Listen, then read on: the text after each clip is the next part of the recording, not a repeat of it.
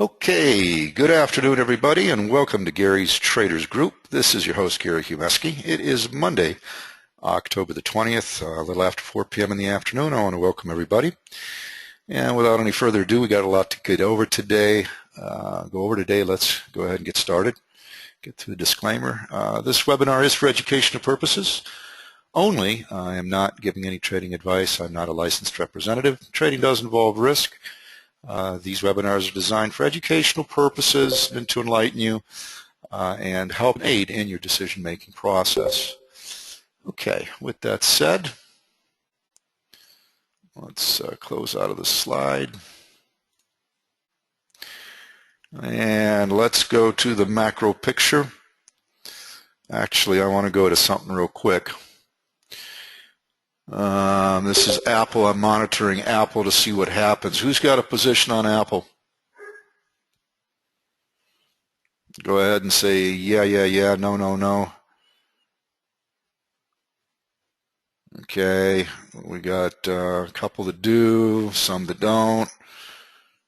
Okay. All analysts seem to be, you don't have any, Tom? Okay. Yeah, earnings have been really all over the place here this month. Things that we thought were going to pop didn't. So let's watch this. How about Chipotle Mexican Grill? Anybody got CMG? That's today as well. And it's one I forgot to mention. Oh, looks like they missed. Or something's not right. Well, I don't know. Went all the way up to 677 down to 636.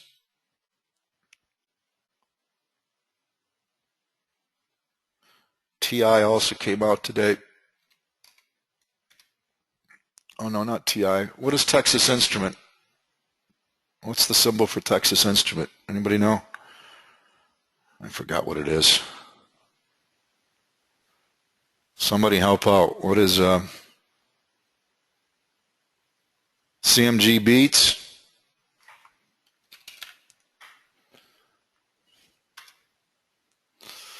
Well, they beat, but it doesn't look like, this is the problem that a lot of companies are having because of the global economy and the weakening dollar against the euro is they're beating EPSs and revenues, but guidance is not what analysts are expecting. So one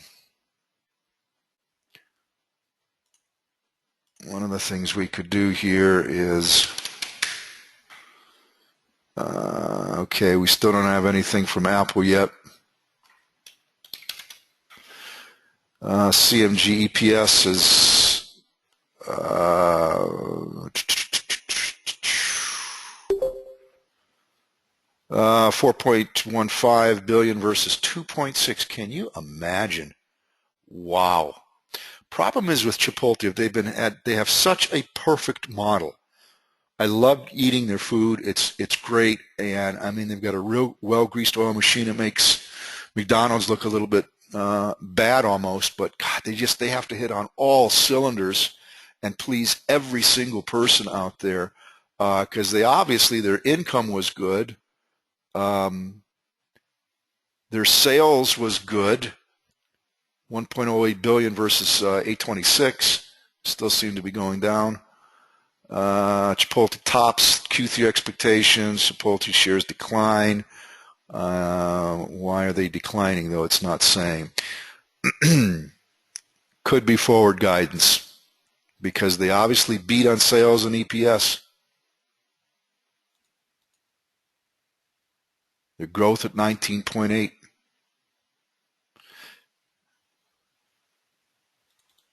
I'm sorry, let's see. Pete said Netflix also beat, and look what happened to it.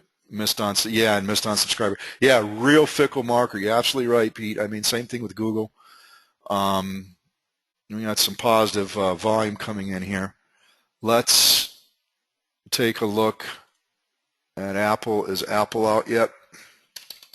Sorry, these are all oh, that doesn't look good.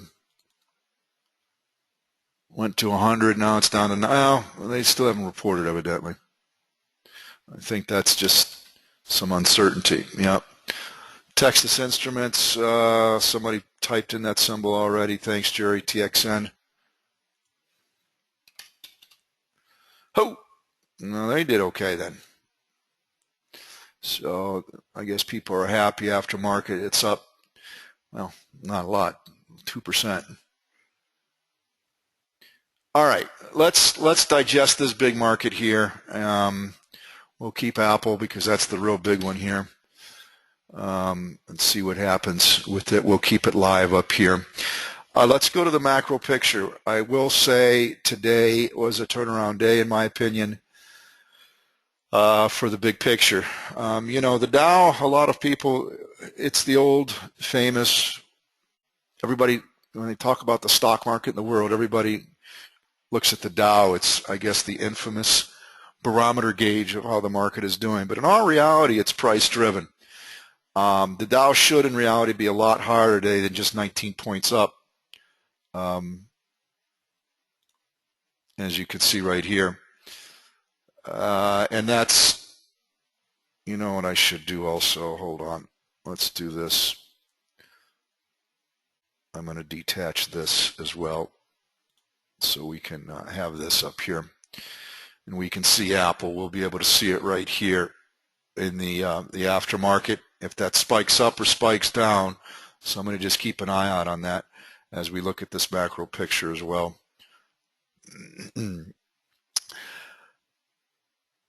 All right. I think what's happened last week is we finally had the capitulation in the market, the volatility in the market has finally stopped. It's finally ceased. We finally have had our correction. The mathematics is as such. The Dow from the 19th of September is corrected to the 15th in 1 month, basically. It has lost 9.4%. The S&P, which really is more barometer gauge, in my opinion, of the overall market, because it's based on market cap and not price cap, which that's why this is being dragged down, because IBM is such a huge share of this thing. It should be higher, even though somebody could say the same thing about the S&P and say, well, it's market cap driven. Apple, you know, like the NASDAQ is you know, represents such a huge share, then these two are not really a fair comparison. But this is market cap driven. I think it's a lot more fair to look at this and what is happening in the S&P, which had a 10.9% correction since September 15th, and the NASDAQ has an 11.9% correction. So the capitulation is over. I believe that Friday, Doji, the big day was, I'm sorry, today would be the telltale day, 2 days of, even though this looks like a hammer, which is not usually a good sign, we do have a hull that's turned up on all three indices. We do not have a DPO that's broken the market yet, but it's real close. We do have a PPS trigger, person's pivot study, and this is a pretty good indicator. When this triggers, price will then follow, and then eventually you'll get a Bollinger Band break or a David Elliott Mobile break, and then we're off to the races. Now, some things to be aware of in the larger market as well. The ECB started their buying in Europe. Wasn't that well taken. Some people are still concerned about Greece, but that is, I don't think, really to be concerned about, simply because their yield is 3 times higher than the rest of the people that are upside down water. So, and they represent such a small portion of the big pie. But Europe is still messed up, guys. We'll see how their QE fares over time as well. That's right, Laurie. The IBM pulled the Dow down today artificially, I believe. So I believe we're out of the woods. I'm not going to say that with 100% confirmity yet, but I believe that the volatility and the capitulation that we've seen is over. One of the things you'll see is if I change this study from a candle to a Heiken Ashi, you'll see something interesting. Oh, this is Brian. I'm sorry. My apologies, Brian. I'll remember that and not call you by your your mistress's name. I'm sorry. I mean your wife's name. I had to throw a joke in there. See this, guy? See how that 50% was hit when they see Heiken Ashi 2 days in a row, and then all of a sudden you got a positive turnaround? Yeah, sure. I talked to your wife. That's not her real name. I'm just kidding you, Brian. Got to have some fun. So you can see with Heiken Ashi how it makes a big difference. The S&P bounced off that 50 twice, and boom, it's off to the races up. You don't see it quite as positively on the Dow, but this is very much more indicative to me of what's happening in the market. So again, there is some of that global economic sphere that we all need to be worried about. You never know when something's going to swipe us, but you got to also remember, folks, who represents 70% of all of this stuff? Can anybody tell me the one word that I'm looking for? Who represents 70% of the market?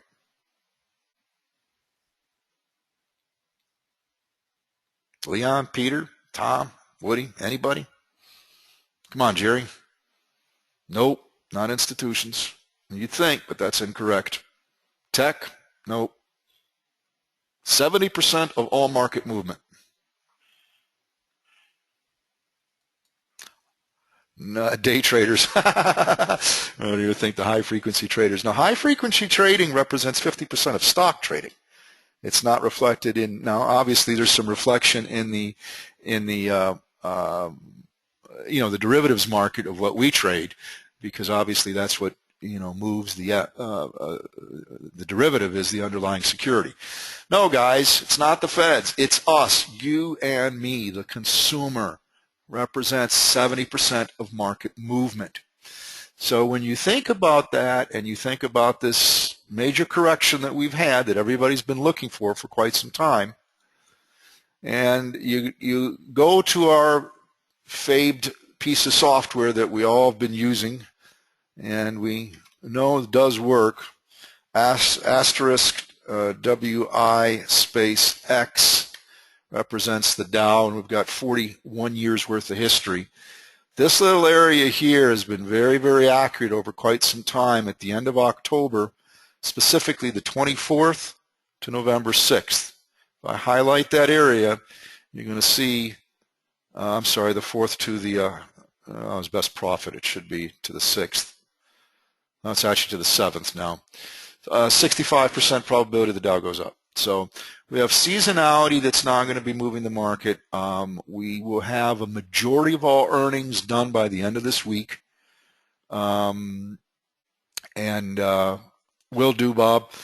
And we have, I think, the turnaround in the NASDAQ and the S&P and the Dow.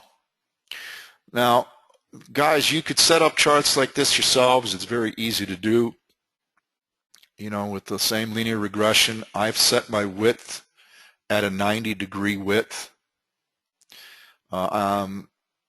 This is the all of these indicators except for this hull are on Thinkorswim. So if you guys are using that as a brokerage firm, then all of these are.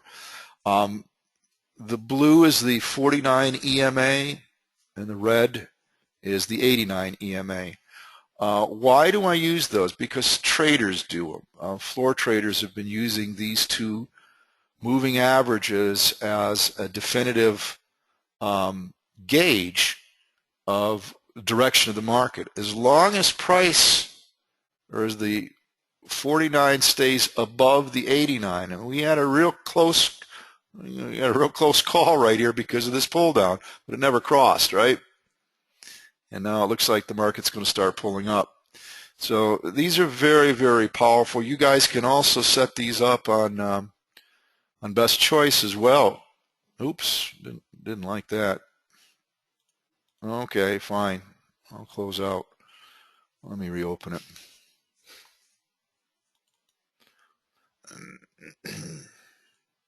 Okay, I know an error has occurred. Oh, don't do this to me. Error 6 overflow. Thank you. Let's go to a symbol. It can be very touchy. I had something I wanted to show you guys as well on here. A new list that I created. Right there.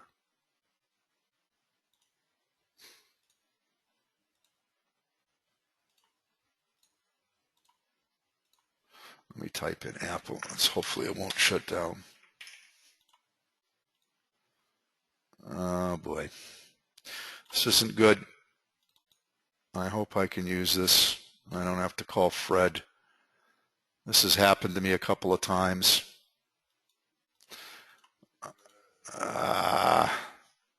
Come on.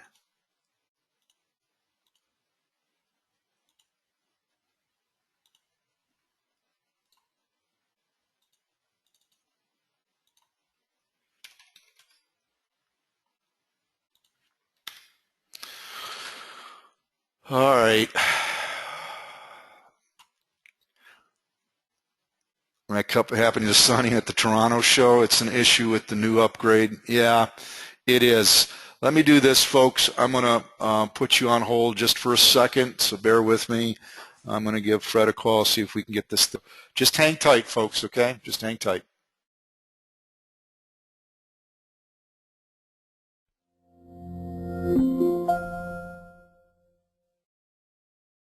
There are 13 other callers on the call.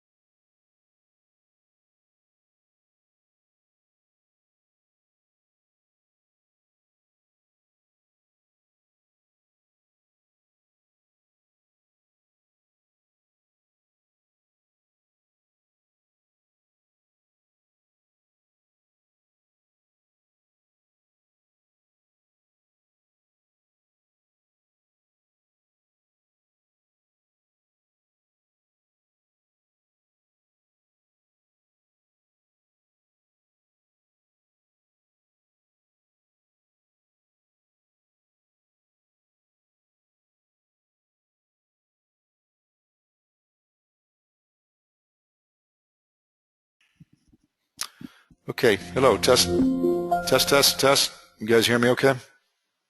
There are 13 other callers on the call.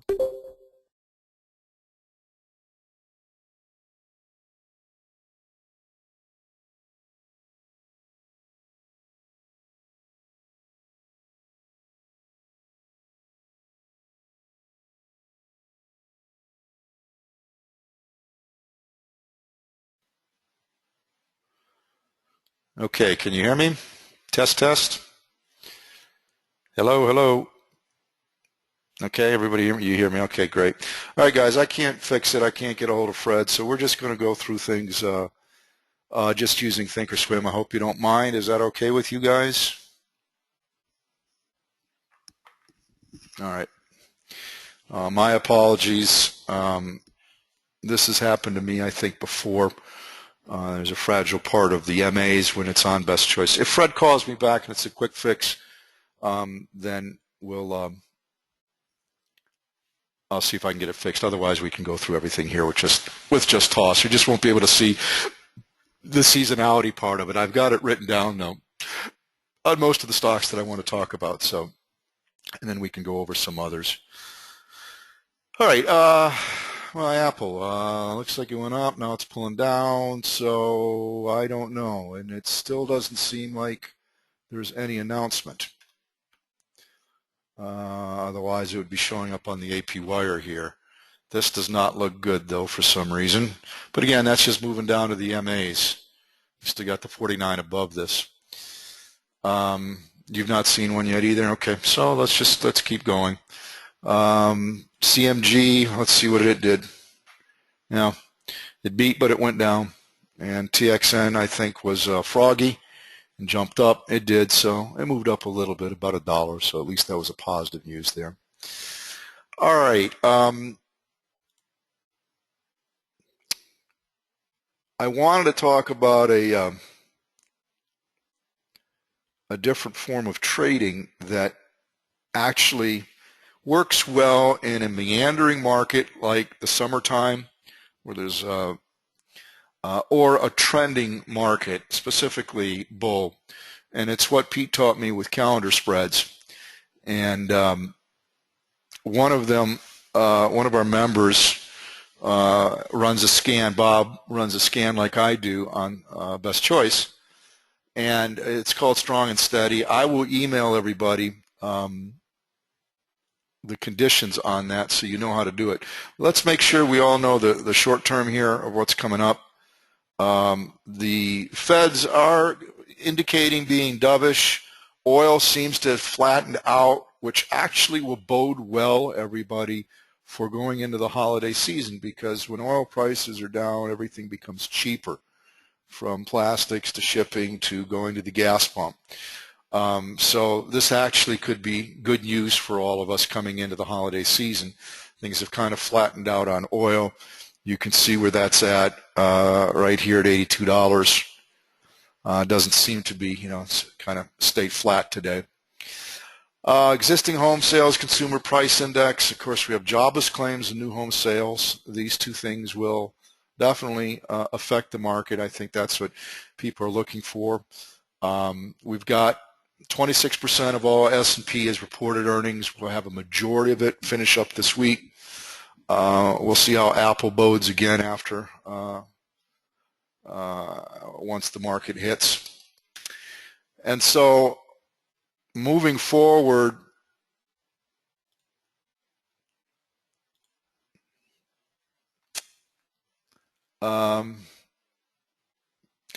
somebody asked me, what do I have on my 3 charts set up? This, of course, yes. I have the Fibonacci's. Now, originally I was using a 3-month time frame because that really reflected what was happening from the downturn, because we had lows and we had a high, a distinct low and a high, and we could see where potentially it was retracing to. The problem was it had busted through the 61.8. So I finally had to go to a 1-year fib. I believe this is 1 year, or is this 2 years? Maybe I went to a 2-year. I think I went to a 2-year. Why did I go to here? That's interesting. A 1-year should put me back to exactly this time frame of 10:15. So it may have been like right there, whereas a low, and that brought me up. Anyways, you could see where it oh, I know why. I've got Heikin Ashi set. That's why. You have to make sure you have it on candles to be able to get this. Anyways, very good indicators, the 49.89. If you're more of a long-term investor, these are great indicators to use, and as long as price is staying above that 49, or the 49 is also staying above the 89, then you can still stay bullish in the trade if you're a longer-term trader. Now it kind of goes to more what the calendar spreads are. And first I need to ask you, are you guys interested in learning how to trade calendar spreads? If so, then, like I say, I can email everybody afterwards the parameters. Okay, I'll email the specific parameters. I went over a long conversation with Pete today in specifics. And the key, I think, is that you want, there's two aspects to options trading. There's trying to get intrinsic value, and then there's time value. When you trade at the money, you're giving yourself a 50-50 chance of the stock going up or down. When you buy at the money in a further out month, we'll call it the anchor month, and again, these are done on great growth stocks that have very narrow bands. For example, I know one of the ones that Bob had brought up. Oh, there goes Apple, shot up to 101 and then pulled back. So Apple, there it is. Let's see. They were looking for specific numbers for the number of iPhone sales. 42.1 billion versus 37.5. Updates, EPS. Gross margin sales 37.5 to 38. That's not what they were looking for specifically is shipment of, I think, 30 some odd million iPhones, because they were worried about supply keeping up with demand.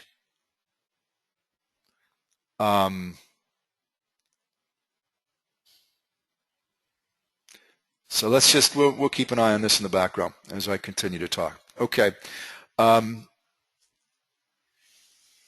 So back to calendar spread. I'm going to actually bring up one particular stock that I think SWQS, Southwest Airlines, or Skyworks.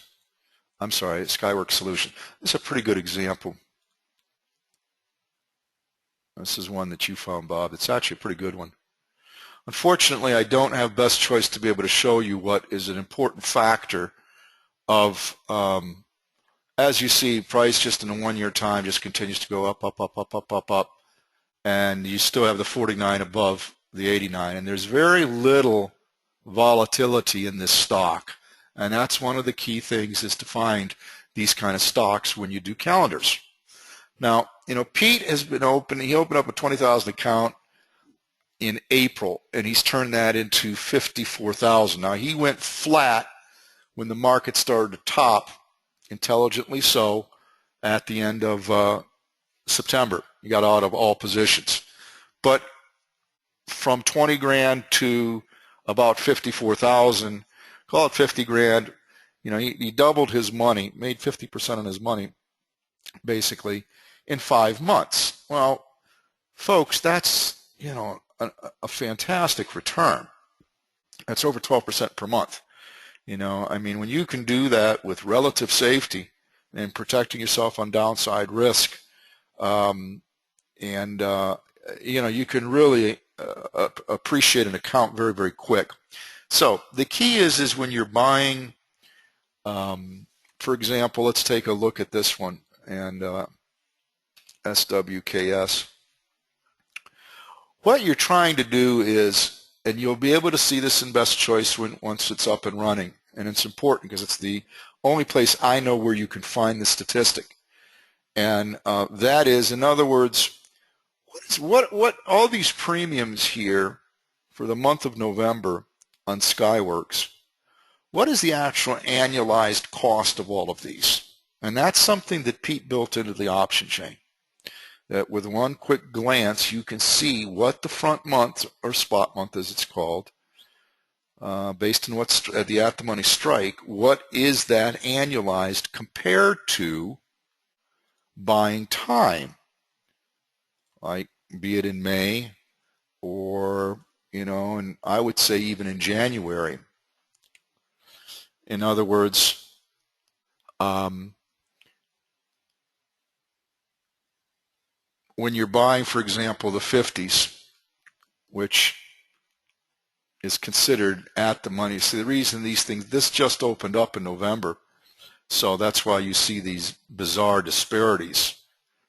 This, of course, could be a bull call spread, which you could do very easily. You buy the 50s, where you have about $1.86 of intrinsic value, and you sell the 55s with a $5 spread. Hold down the control key, and you're paying $2.28. As long as that's under $2.50, you're doing okay on a bull call spread on a stock you expect to appreciate. You just want the stock to close or get above what you sold. Even if it moves up a little bit to 53, 54, you'll still make money on this. This will still appreciate. And ideally, you want the stock to close above the 55s. Anyways, that's doing a spread. But it's another option you can do on this. The key, though, let's say, is you buy the 50s, January's, and you sell the Novembers. For $1.35, you're pocketing all that difference of premium between $5.70 and $4.40. So that's money that stays in your pocket. That's right, Jerry, that you're playing the time decay game. That's exactly correct. There's only two games you can play, looking for intrinsic value and buy at a lower premium and sell at a higher premium, or vice versa if you're shorting the market. Either way, you're trying to increase your premium amount that the difference between what you paid and what you're going to end up receiving when you sell the option before expiration. This is playing the time value game. So, there's only one constant. The Greeks always move, price always moves, the market always fluctuates. There's only one constant, and that's time. And time only goes in one direction. So it's easy to play that premium game. Now, folks, you can very well imagine, and I don't have this, maybe somebody in the audience can pull up Best Choice, and you can actually take a look at this and then share the information with me in the chat box, and then I can share it with the rest of the audience. Can somebody pull up SWKS for me on Best Choice if you have it open? Can somebody do that? This is a good example to show this on. Does anybody have Best Choice open right now?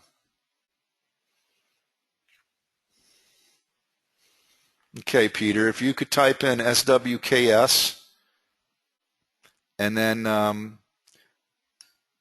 okay, anybody type in SWKS, and then I don't care if it's a Thinkorswim option chain or if it's the 20-minute delayed, but pull up the option chain and then pull up November's expiration. Okay, you got January annual. Okay, there it goes. Thanks, Bob. The annualized premium for January, meaning what does this cost if you were annualizing it, buying the 50s, is 30.17. Let's just call it 30%. Okay? That's the premium you're paying annualized for buying the 50 strike level in January. That's like going to the bank and saying, hey, I want to borrow money from you, and I'm willing to pay you 30%. The bank says, okay, great, man, because I got it for 10, and I'm going to give it to you for 30. Well, then you just go turn around and you sell that to somebody here in the front month, because the annualized, not in the money, Brian, you don't want to sell in the money, because then this is actually considered at the money for all the rest of the months, because they're $5 strike increments, you see.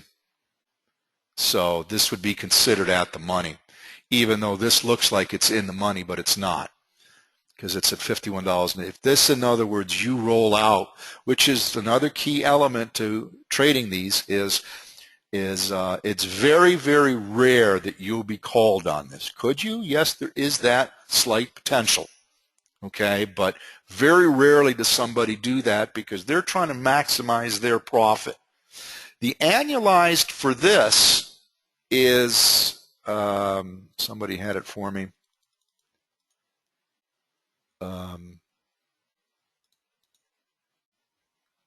Oh, the November. Are you sure that's the right November?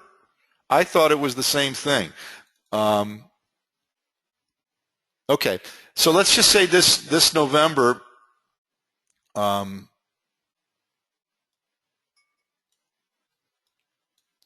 I thought it was the opposite. I thought it was like 80. This was 80. This was 30. And this was 80. I think you guys are getting the gist of what I'm trying to say. It's like going and borrowing money, and this you'll be able to see on the option chain. Brian, if you've got Best Choice up and you're looking at SWKS and you've pulled up the option chain, towards the right of the strike prices, you're going to see the Greeks, and then on one of the columns it'll say annual. When you see that annual, that is what somebody is willing to pay for this front month. Let's take another example. Bob, I looked at all these ones, and they were actually good ones. Problem is with this is DPS just doesn't have a lot of excitement around it, but you could still use it as an example. But you'd have to go out to February. The stock is at $64.88, so at the money would be 65. So if you bought the February 65s, and if somebody could look that up for me as well, what is the annualized premium for the February 2015 65s, and then sold the November 65s. First of all, you're getting into it for very inexpensive. It's not a lot of money out of pocket. You're collecting all that premium. What you're looking to do is have this stock go up a little bit, not a lot. Even if it does go up a lot, though, you're still collecting the premium and pocketing it. Okay, thank you, Bob. It's let's just call it 25 here. You're paying a 25% premium for that, and you're selling this strike for a 55%. You're selling it to somebody for 55%. So the difference between 55 and 25 is what you're pocketing. You're only playing the intrinsic value or the time value game. If this stock appreciates, so will your long-term calendar on this. You don't have to micromanage this, guys. Now, granted, in a volatile market, this strategy does not work. But I had a good discussion with Pete, and I said, well, look, we're coming into a bullish season, you know, not only from a historical standpoint, as I showed you guys on the Dow, excuse me, For all the other factors, oil has been maintained down, maybe be it artificially, but that still bodes well for the consumer. The consumer is going to be spending money. We make up 70% of the marketplace. So all of these things are coming into play here between now and the end of the year. We've had our correction on all the different indices, specifically the S&P. So barring any geopolitical global event that takes place, I think there's still a little worries about the Ebola, right? And there's, a little bit of worries about Europe and news coming out of there. But all in all, we seem to be a little bit insulated from that. So this kind of strategy would work well when the market starts to trend if you don't want to take as much risk. Okay? Even if you're pocketing and making, obviously Pete did almost 12% return on his money, even a little bit better than that in the 5 months he was trading. So, I'm not saying that we all can be a Pete. We can't always, be a Christopher Cross or a George Lee or any of the other, very super successful people out there. But to get and turn a realistic, 5%, I think, yeah, you could do that with this strategy. I'm talking net return after losses and commissions and the tax man. Folks, that's 60% per year. You take that in any kind of tax-qualified, tax-deferred plan over time, you're beating the financial game very, very well. So this is one example. Now, I will be glad to email everybody the specific conditions you use in Best Choice to find these kind of stocks on a month-to-month basis. It doesn't fluctuate a lot, folks, because you're looking at about an 80% earnings growth rate for the last year. You're also looking for about an 80% price consistency over the last year. What that finds is stocks that have very, very narrow bands and very, very little market fluctuation. You could see this on the Skyworks. You could see it on Delta Airlines, other than this big thing. Of course, this is the ride that Pete played. Well, actually, he played it from here in April. He played this and then got out sometime in this area here. Royal Caribbean, RCL, is another one of those kind of stocks. It's on its way back up. And I'll email everybody the specific conditions to use on that. You'll have someplace between 17 and 24 to look at. And you don't need a lot of those. But here's one of the keys. Diversify your money into these, if you can. I mean, if you normally have X dollars you allocate, let's just hypothetically say, for conversation's sake, it's $1,000 per trade. And typically you've got maybe 5 to 7 out in the market, 1,000, and you got a $25,000 to $50,000 account. Let's just make that assumption. If that's the case, I would say cut your positions in half, but double up the number. I think that's one of the keys that I see in success with this, is that you have enough diversification going wide where the couple of losses you may incur is not going to be affecting the overall picture, and over the longer term, you're going to be very, very healthy doing that. Oh, here we go. iPhone revenue is up over 21%. What is it doing? Earnings jumped 13%. Okay, so the phone sales were up. Let's see what that looked like. Well, we could see it right here. Well, it's 100 by 100K, so it will probably move a little bit. It's not taking the big jump that everybody expected, though, So I don't know how people are going to fare out with that. Hopefully people bought some time, or you bought a bull call on that, and maybe things will continue to go up, even though it doesn't seem to be moving real sharply. At least it's up a little bit. All right. So Apple came out.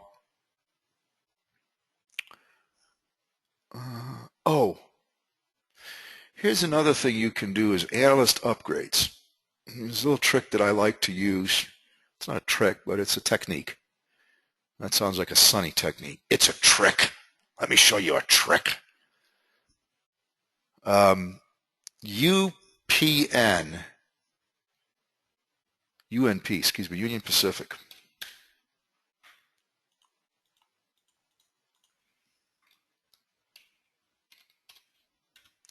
Great company.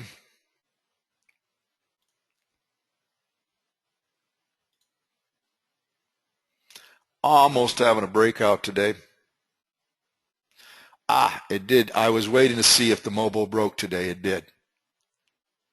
So with this setup that I have here, and again, I'll be glad to set anybody, if those people who have Thinkorswim, if you're interested in seeing this kind of chart setup that helps for confirmation of entering or monitoring and exiting a trade, feel free to reach out to me. As most people know, I'm very generous with my time. I'd be glad to help.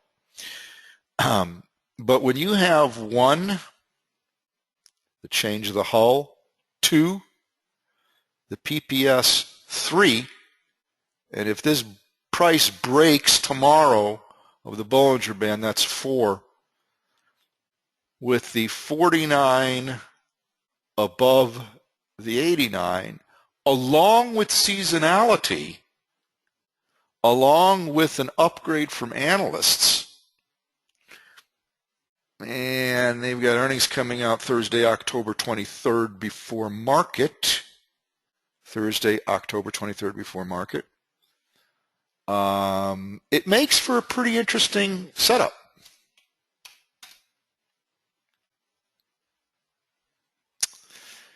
So if you look at these charts, I did fib extensions. I went from the low to the high to what was, when I did this, 105.85, it closed higher. I could change this to 106.16.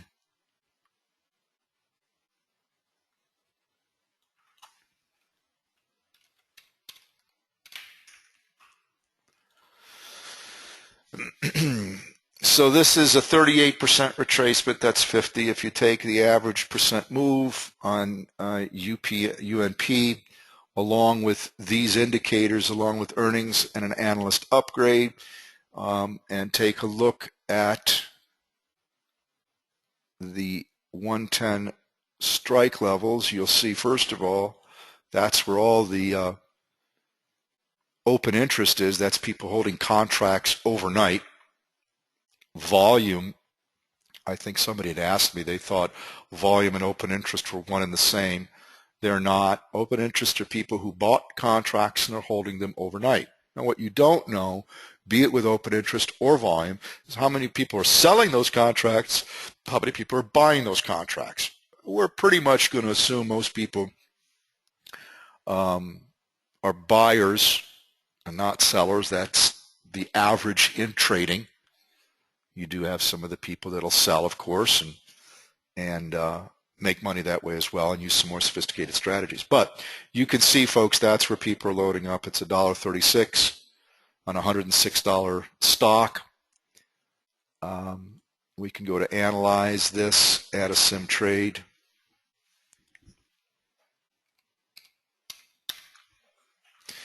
UNP. Go to November.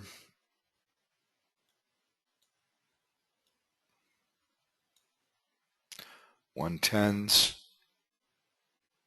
Buy that for $1.36.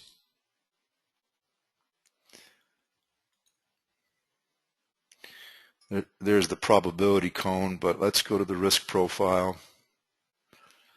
And we're expecting at the 110, hypothetically, we're looking at about $153.80. You can see it right here.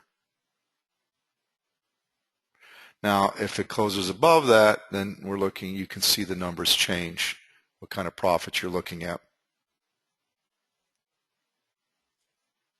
That's if the stock continues to go up. So if you go to the charts, and let's take and add in the probability cone, which is the exact same thing as what you're seeing on the risk analysis.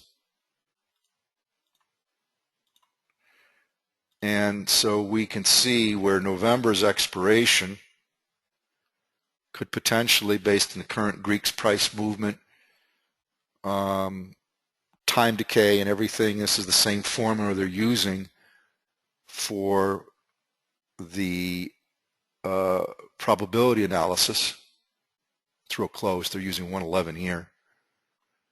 And for the stock, they're saying to close is there 43%. There's almost a 50-50 in the stock to be within this range. I mean, if this was diametrically lower than below, I'd be very concerned, but it's not. So we've got good probability, and that's between the 38 and 50% extension. You could also do a bull call spread on this, buying the 105s and then turn around and sell the 110s. What you want it to do is, and you're hoping things will work this way, is that upon earnings, this thing will pop up and close above the 110, and you get to pocket the difference between $105 and $110, which is $5. And you're pocketing the difference between what you spent and that $5, or $261 on one contract. Or if you're froggy enough and you have enough capital to spend $2,390, your potential return is $2,610. It's a good return. It's over 100%. With more limited downside risk, because even if it goes down a little bit, and this, again, this is a great growth company. It has a nice chart with not a lot of fluctuation. That's on the 23rd. One, a little bit leery, but I'm going to throw it out there anyways. Sina, they actually ended up with an upgrade someplace. I forgot where it was. It was someplace in here. I remember they did get an upgrade.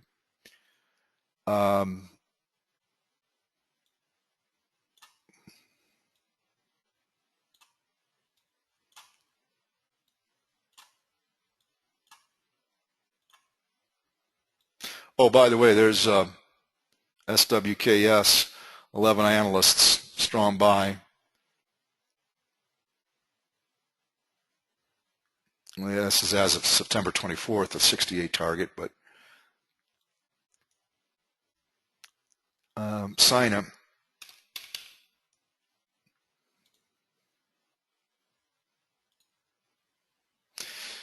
Again, strong buy from an analyst rating.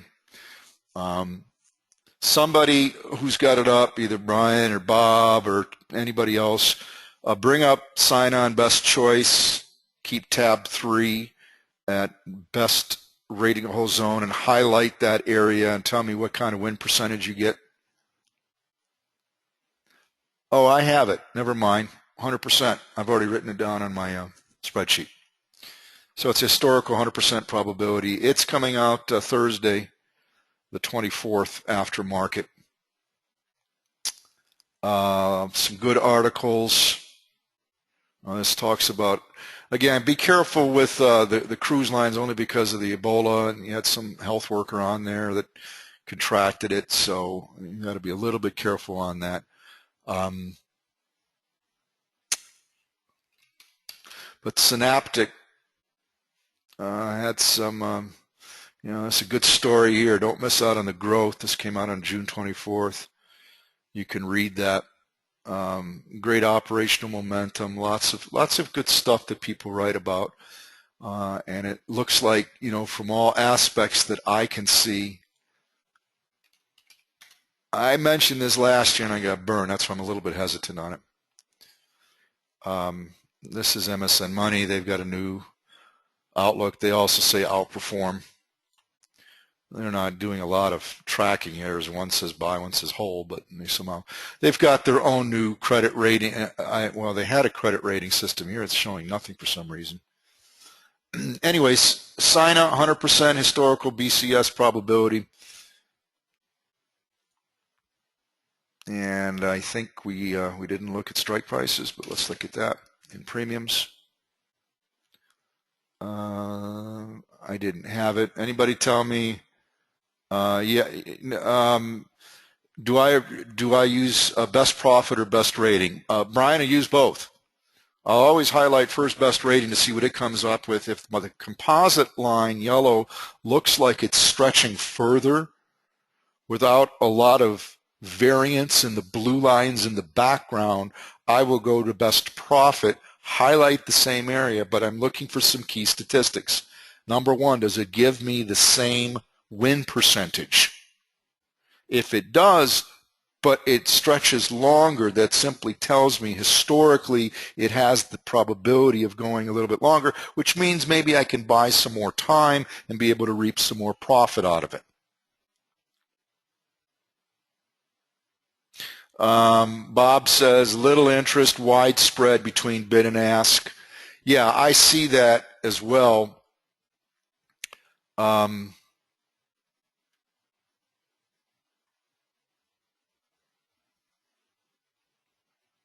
It's a $74.94 stock, and the premium is quite high.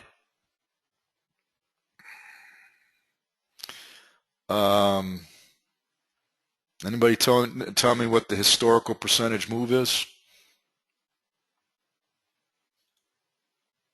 Not a lot of excitement on this one.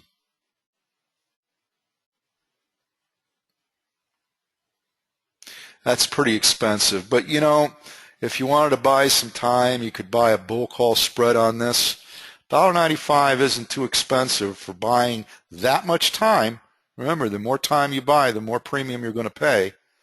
And for a $5 spread, for me to potentially more than double my money on a bull call, if in fact Sina does well on earnings, which are coming out this Thursday after market, sounds those are fairly attractive with a 12-to-1 extreme. Okay, there you go. So that's another point somebody brings up, is that on best choices, linear regression, it's sitting at the 12.1 extreme. And, you know, I could adjust these to reflect the same thing that best choice has. Best choice is one standard deviation. You know, and you can see what one standard deviation is right here. 68.27 is one standard deviation. Average profit, somebody says, is 12.3%. 74.94, 74.94 times 1.1203. Target at 83.95. So 75.80 on a January for $1.95, you spend to potentially make $3.05. That's a thought, guys. Okay, not a lot of money. This is expensive premium. So, anyways, you guys can make up your mind on that.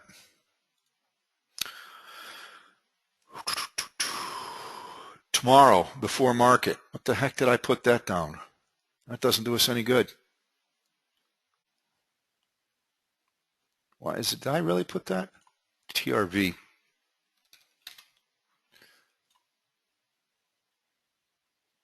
Yeah, tomorrow before market. Well, it's a BCS 100%, and I guess that's why I did it when I was doing a search, but I guess it's kind of after the fact right now. It doesn't do us any good. So let's go to another one. These are not all very well-known guys. I think the big one was Apple today. I mean, APH it was a winner last year. They're coming out on the 22nd. So that would be Wednesday. Aftermarket. It's a BCS 90%er. A strong pull here. PPS breakout, mobile breakout. 49 is still above the 89.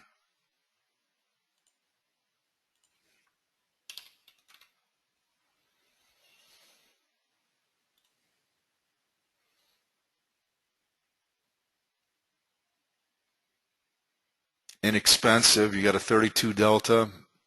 It's a 50. I'm concerned about the short interest though.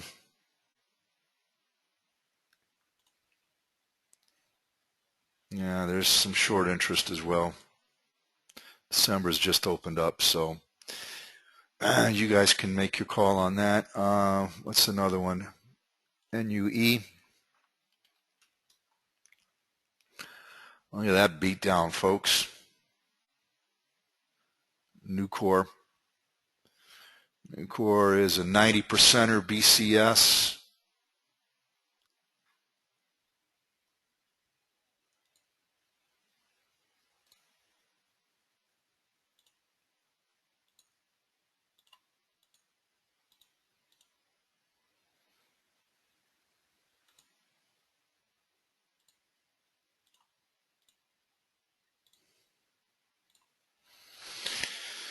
$55.01 potential on the probability curve.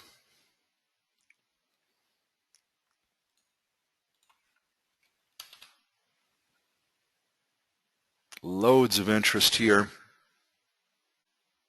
32 delta, 84 cents, 52 and a half. Only $2 away. Anybody tell me what the historical percent move is on this? Just type in NUE, drag it, best rating of whole zone, and then tell me what the average move is.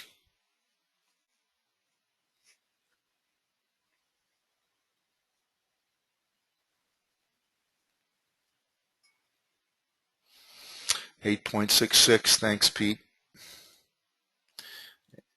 I should say Peter. I apologize.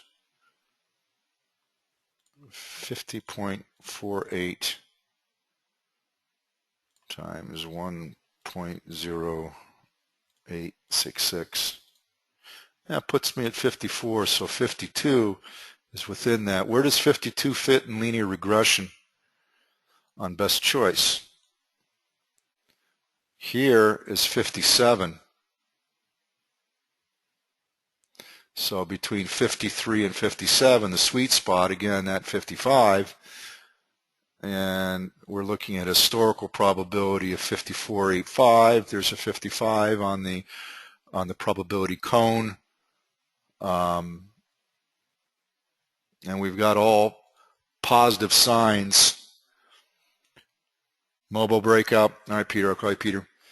Hull, person's pivot study, Bollinger Band breakthrough, bottom of the channel pulling up.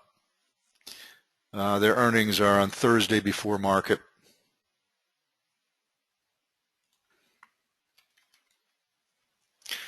Same scenario here with Eagle Materials. They are a 90% historical.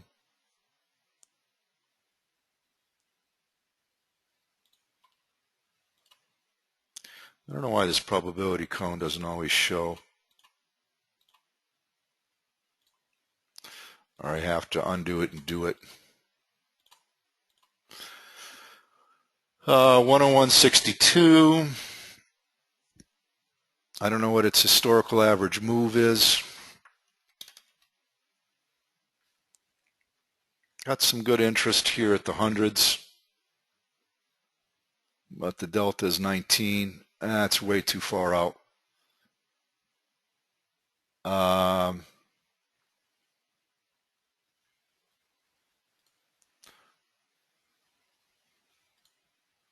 That's cheap though. Bull call spread at $1.88. That's cheap.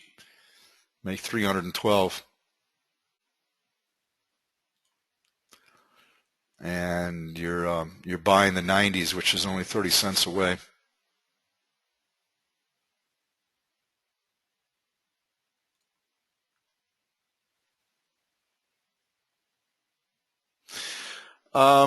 Okay.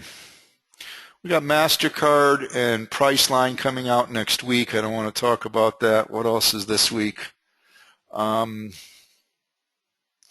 one tomorrow after market. It's a BCS 100%er, Varian Medical, and there's some interest right here, but the delta is so low at the 90s, and that's $10 away.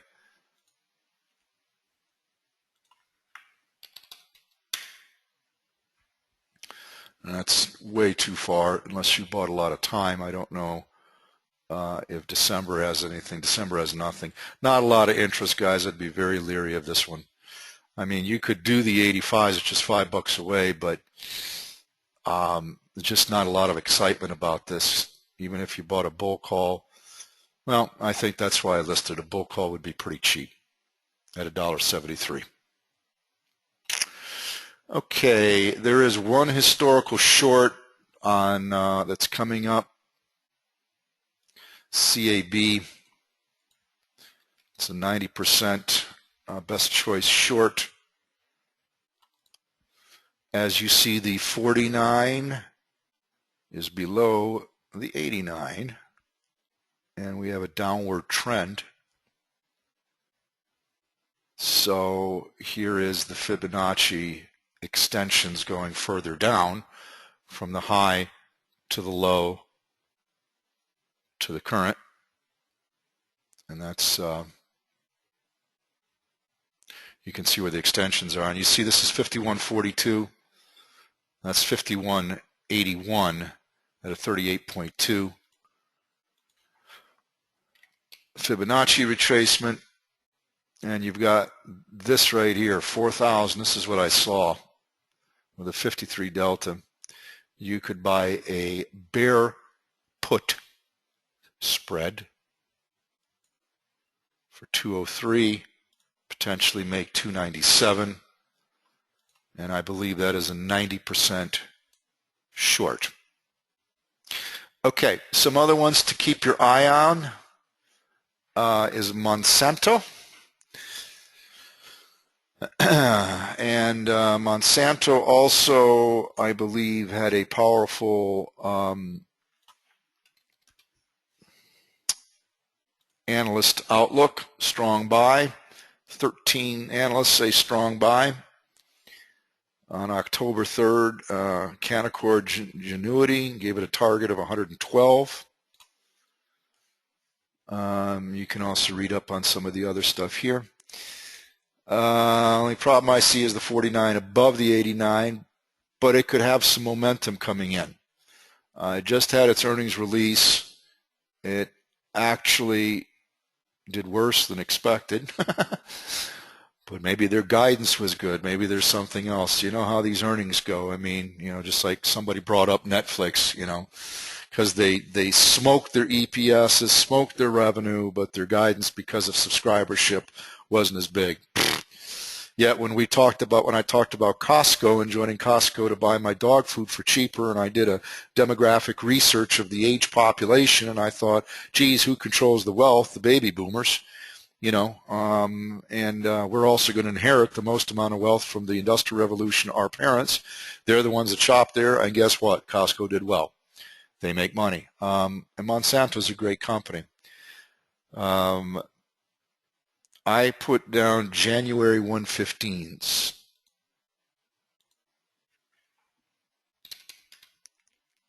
Oops. There is no such company as Jan. 115s. You could stretch to the 120s. When I did my calculation, I think the target put me at 119 and change based on historical. And I think that's when the stock was at 112.50 and change. So that's why I was more conservative, and I put the 115s because you got a stronger delta as well. And look at the volume today. You had good volume.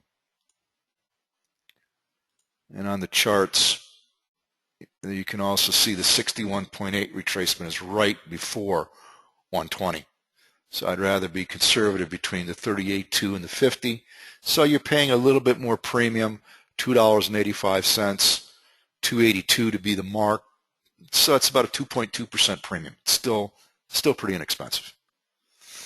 Another company that analysts also, I think, like, because they're really changing their model well, even though they're still not showing a profit. There's 21 that say strong buy. And as early as, or just as late as just last week, $60 target price for CRM.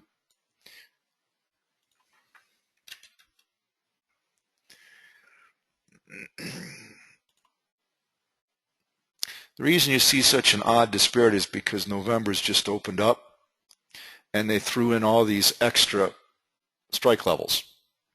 You can just now start to see people are starting to buy them. Okay? That's why you see such odd stuff. You could see these are loaded up, but these are in 250 increments. So CRM,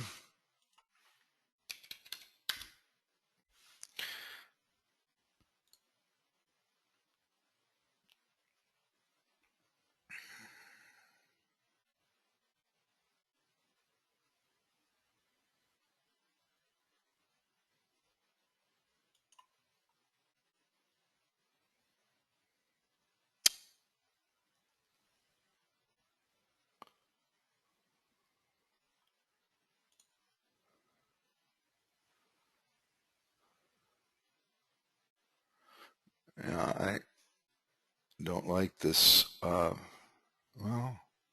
61.44, 51, yeah. I guess what I would need to do is see where the 78.6 is. 59. It's not quite 60. So 57.5 for $1.95. That's the one I like.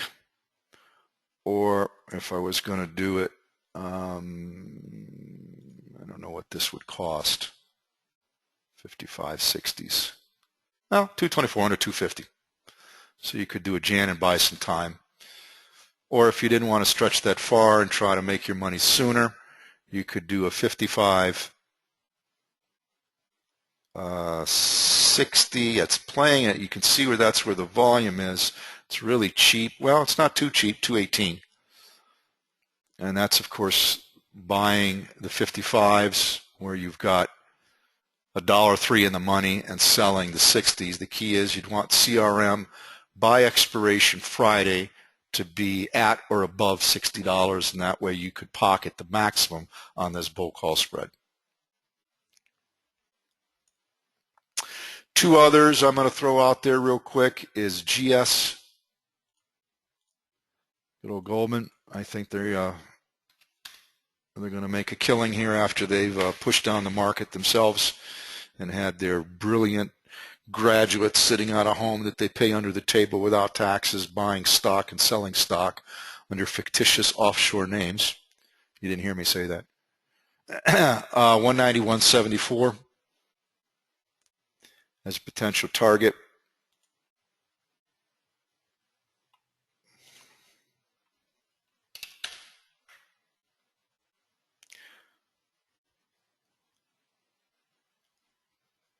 $185s, just pushing it a little bit.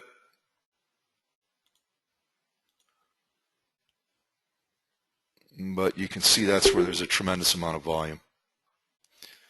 So take a look at that, and then take a look at MS. I think, and I put all the different calendar spreads on there as well. So you guys, that's a separate category I threw in there, as well as telling you guys to wait until it is overbought. I'm just going to go over this once very, very quickly so you guys can see what I'm saying.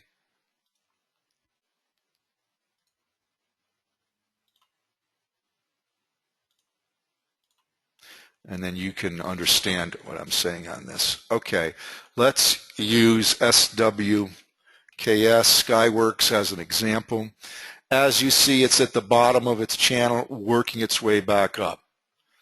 with linear regression on best choice. The top of the channel is 63, right about here. That's one standard deviation. Okay, it's like 62.99 or something, right? So what you want to do is you can buy the January if you want now. Why? You're going to pay less money now than you will when the stock is up around 63 and it's overbought, ready to pull back. Because you're selling the front month call. You want the stock to be overbought and then pull back down so you maximize the profit on what you sold. You see what I'm saying? That's ideal, is you're playing the pullbacks on the front month, having an anchor on the far month,